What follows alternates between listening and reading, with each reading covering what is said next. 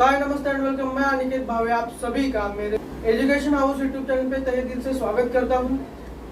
तो आज के वीडियो से हम स्टार्ट करने वाले स्टैंडर्ड 10 का फर्स्ट चैप्टर। तो एक महाशय थे गैलीलियो जिन्होंने टेलीस्कोप की खोज की, टेलीस्कोप यानी दूरबीन, और उनकी टेलीस्कोप की खोज की वजह से जो एक नए साइंटिस्ट थे जोहान्स केपलर, तो उनको उनका थियरी कंप्लीट करने में बहुत बड़ा हेल्प हुआ। तो केपलर्स ने ऐसा क्या किया था कि केपलर्स ने जो भी प्लैनेट है वो प्लैनेट की जो घूमने के जो लॉज है, मतलब मोशंस के जो लॉज है वो बताए थे, और वही अभी हम देखने वाले हैं। केपलर्स के लॉ के तरफ बढ़ने के पहले हम एक चीज समझ के लेते हैं कि इलिप्स क्या है। तो अभी स्क्रीन पर आपको एक इमेज दिखाई दे रहा होगा, जो कि आप बर्थडे के टाइम पे एक टोपी आप ऊपर पहनते हो ना सर के ऊपर, तो वैसे ही एक टोपी आप अपने सर के ऊपर पहनते हो, तो वैसे ही एक कोन होता है, या फिर आपने देखा होगा कि जो आइसक्रीम होता है, तो आइसक्रीम का जो कोन होता है तो वही टाइप में, वही शेप में एक ज्योमेट्री का भी कोन होता है। तो वो कोन को हम क्या करेंगे, अगर आपने उसे क्रॉस सेक्शन में काट दिया तो आपको मिल जाएगा इलिप्स। इलिप्स अंडे का जो आकार होता है ना, उसको हम कहते हैं इलिप्स। थोड़ा सा चपटा, पूरे तरीके से गोल भी नहीं और पूरी तरीके से चपटा भी नहीं। उसके दो एंड में वो क्या होता है, थोड़ा सा चपटा होता है, बाकी के दो एंड में वो क्या होता है, ऐसा गोल होता है। अगर वो इलिप्स को, अगर वो कोन को आपने सीधा काट लिया, मतलब सीधा हॉरिजॉन्टल लाइन में काट दिया, तो आपको मिल जाएगा सर्कल, और उसी को अगर आपने क्रॉस सेक्शन में काट दिया तो आपको मिल जाएगा इलिप्स। तो सर्कल को एक ही फोकाई पॉइंट होता है, मतलब एक ही फोकस पॉइंट होता है, एंड इलिप्स को दो फोकस पॉइंट होते हैं जो कि उसके दो कॉर्नर में रहते हैं, जो कि आपको दिखाई दे रहा है। F1 जो है वो फोकाई पॉइंट 1 है, एंड जो F2 है वो फोकाई पॉइंट 2 है, मतलब focus point 1 and focus point 2। तो इसको हम कहेंगे, अगर एक रहेगा तो उसे फोकस कहेंगे, प्लूरल रहेगा तो उसे हम कहेंगे फोकाई या फिर फोसाई पॉइंट। तो इतनी बात आपको समझ में आई। तो अभी हम चलते हैं केपलर्स के first law of planetary motion पे। तो केपलर्स का first law of planetary motion क्या बताता है कि the orbit of a planet is an ellipse with sun at one of the foci। planet की जो ऑर्बिट होगी वो इलिप्टिकल होगी, एंड उसके किसी तो एक फोकाई पॉइंट के ऊपर क्या होगा, सन होगा। ये बताता है केपलर्स का first law of planetary motion. Kepler's का सेकेंड लॉ समझने के पहले हम एक चीज समझ के लेते हैं। एक कार है जिसका स्पीड 80 किलोमीटर पर आवर है, और वो कांस्टेंट स्पीड से 1 घंटे तक ट्रैवल करती है, और वो 1 घंटे तक ट्रैवल करते वक्त वो 20 किलोमीटर्स का जो डिस्टेंस है वो कवर कर लेती है। तो अगले 1 घंटे में कितना ट्रैवल करेगी विथ सेम स्पीड, वो भी 20 किलोमीटर से ट्रैवल करेगी। ये तो आपको पता है क्यों, क्योंकि उसका जो स्पीड था वो चेंज नहीं हुआ, वो कम या ज्यादा नहीं हुआ, वो कांस्टेंट था। कितना था, 80 किलोमीटर पर आवर था। क्यों, क्योंकि उसका जो स्पीड था वो ना ही तो कम हुआ या फिर ना ही तो बढ़ गया, वो कांस्टेंट ही था। तो ये एग्जांपल मैंने इसीलिए आपको दे दिया ताकि अभी हम जो देखने वाले second law of Kepler's planetary motion.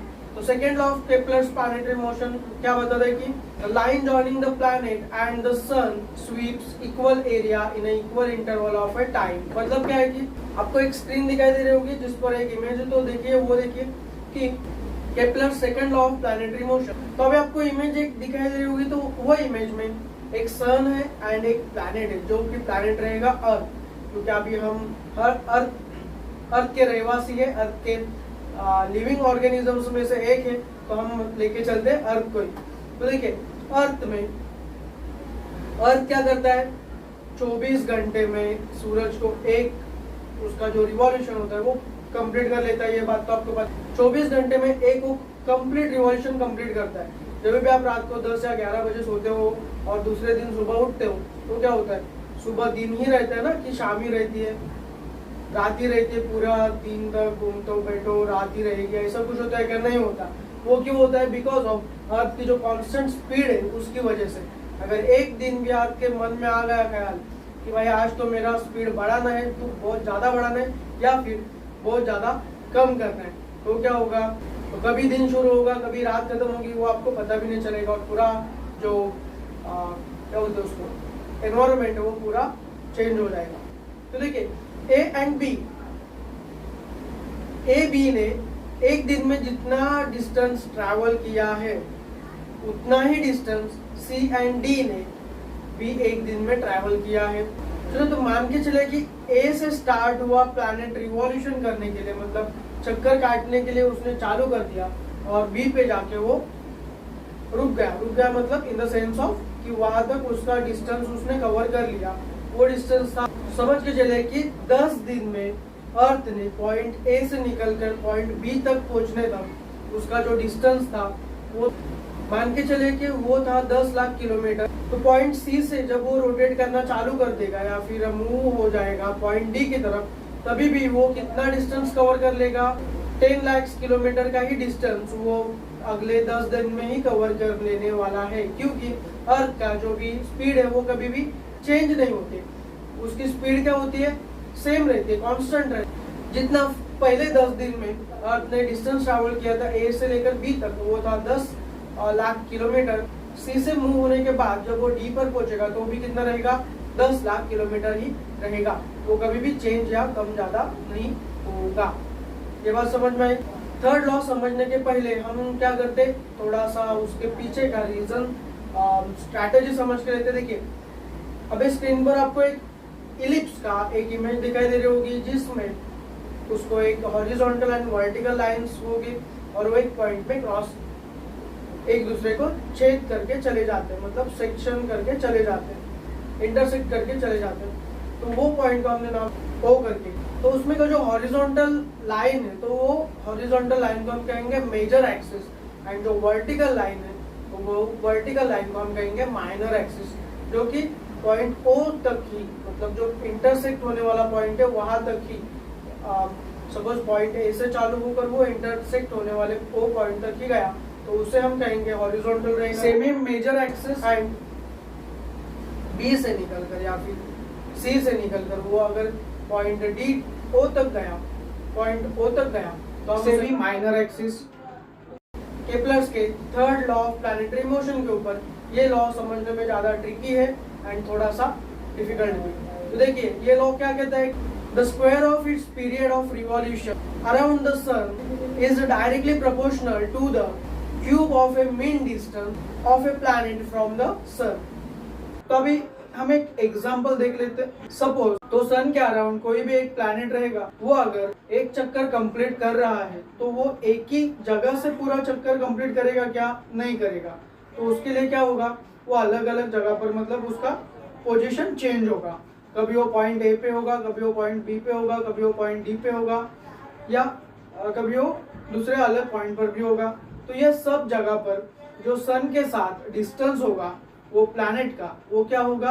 Change होता जाएगा, मतलब सिमिलर तो रहेगा नहीं। तो इसकी वजह से एक डिस्टेंस नहीं होने की वजह से साइंटिस्ट ने क्या कर दिया कि सभी डिस्टेंस का मिला के एक एवरेज डिस्टेंस निकाल लिया, जिसको हम कहेंगे सेमी मेजर एक्सिस या फिर सेमी माइनर एक्सिस। और वो प्लैनेट को एक चक्कर सन के अराउंड कंप्लीट करने में जितना टाइम लगता है उसको हम कहते हैं टाइम पीरियड, यानी कि कैपिटल टी। लॉ में क्या बताया कि प्लैनेट को सन के अराउंड एक चक्कर कंप्लीट करने में जो टाइम लगता है, मतलब टी स्क्वायर यानी कि टाइम पीरियड, तो वो डायरेक्टली प्रोपोर्शनल किसको होगा?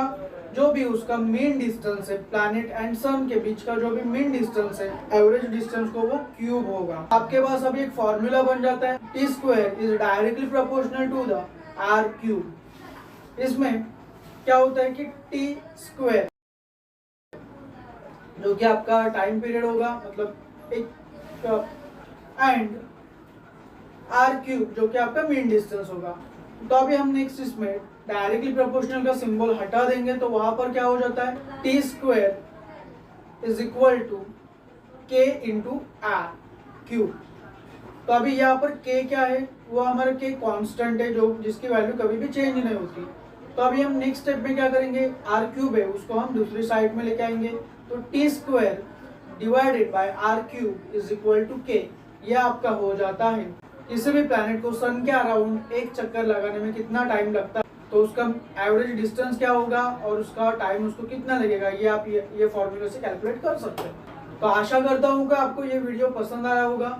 अगर आपका कुछ डाउट्स या फिर कुछ क्वेरी रहेगी तो आप कमेंट बॉक्स में डाल सकते हो, या फिर स्क्रीन पर अभी आपको जो इंस्टा आईडी या फिर नंबर से डिस्प्ले हो रहे हैं, तो वहाँ पर आप उसको मेंशन कर सकते हो, तो मैं वहाँ पर आपको उसका आंसर दूंगा। तो नेक्स्ट वीडियो में हम चालू करेंगे Newton's universal law of gravitation and other जो इम्पोर्टेंट टॉपिक्स है ये चैप्टर के लिए, वो हम नेक्स्ट वीडियो में देखेंगे। तब तक के लिए मैं लेता हूँ अलविदा और मिलते हैं हमारे नेक्स्ट वीडियो में। Thank you for watching.